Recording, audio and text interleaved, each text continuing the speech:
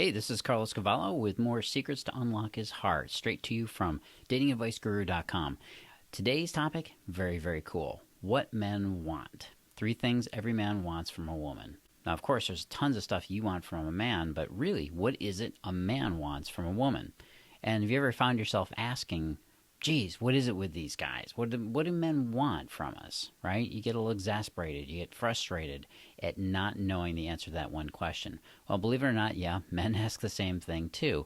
Although, we've also kind of resigned ourselves in a lot of ways, and I'll tell you about that in a second too. You see, women assume that men are simply women that are misbehaving. In other words, your standards, or the things that women believe are standards in a relationship, very often are projected onto a guy, whereas we may or may not want those same things. Ultimately, we do, although sometimes the order is flipped a little bit in terms of what we want. You know, women often complain, guys only want me for my body, they just want to get me into bed as fast as possible. Well, that's part of the man's reproductive programming, if you will. But at the same time, that same attraction, that same chemistry, that desire, that draw, that allure is what pulls him into your orbit and makes him pursue you and chase you and desire you the way you want to be. And of course, that eventually leads to traditional love. Both people want the same thing, we just have a slightly different order or angle for getting it.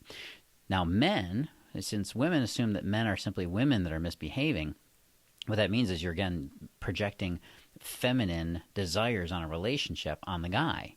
Men, on the other hand, assume that women are just being women. Sometimes we just throw our hands up and go, yeah, that's the way it is. And we don't expect you to be like us. We don't. We really don't.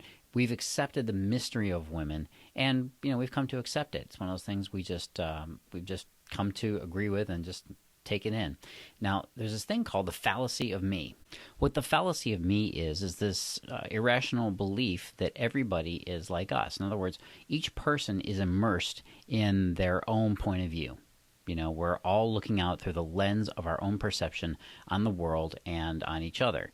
And what we believe or tend to believe is we look at the other person and figure, they want the same things I do. They want love. They want this. They want that. And if I give them exactly what I'm looking for, well, then they're going to give it back to me. But we know that that just doesn't work. And intellectually, we even know that it's not quite right.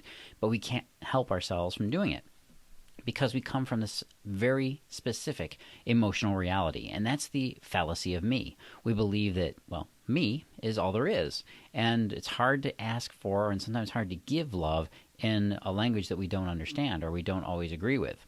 So all the stuff that you want, and this is the reason why it just seems so hard to understand, is that all the stuff you want from a man is so logical, right? I mean, how could he not want these things? It's just so logically duh. Well, that's the fallacy of me. Now, I'm going to give you three things that men want from women, all right? Now, this first one, which I'm counting down, so it's number 3. The first one is he wants every woman to talk to him like a man. Now, we don't want you to think like a man. Yes, I know that's a very popular meme these days, but we don't want you to think like a man. What we want you to do is talk to us like a man very often. Women's dialogue and speech tends to have a lot of extra detail in it, a lot of emotional detail and a lot of random thoughts that are pulled into it. And the reason for this is that you're trying to communicate more than just the words and the things that are being said. You're trying to communicate how it felt to you at the time you were saying or hearing them, right? Or whatever the situation may be. And that works great for other women because you have this mechanism in your head called mirror neurons. And what that means is that you can emulate another person's emotional state very easily and very quickly if you have enough information to kind of put you in that state. You can actually think like another person if you're given enough detail. It's a really cool thing that women are able to do, but guys don't have it.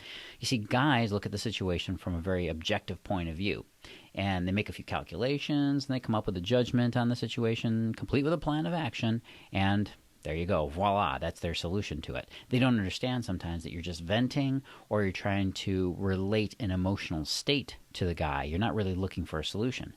So one of the things you can do is, of course, to let him know up front. If you're just venting or if you're just explaining something, tell him, say, hey, I don't need a solution to this. I just want to share this with you. And then he'll know, oh, okay, I'll shut up. I'll just listen. That's one of the best solutions for that. The number 2 thing that guys are looking for from every woman is that you got to remember that men want to be respected and admired more than we want to be loved. In fact, feeling respected and admired is how a man feels love.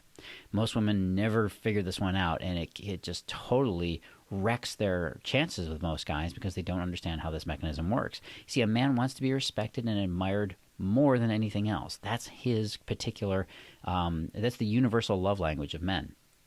That's how a man feels loved. And there's this fallacy of me again, right? We all assume that the other person must want what we want, so we give them love the way we want to get it.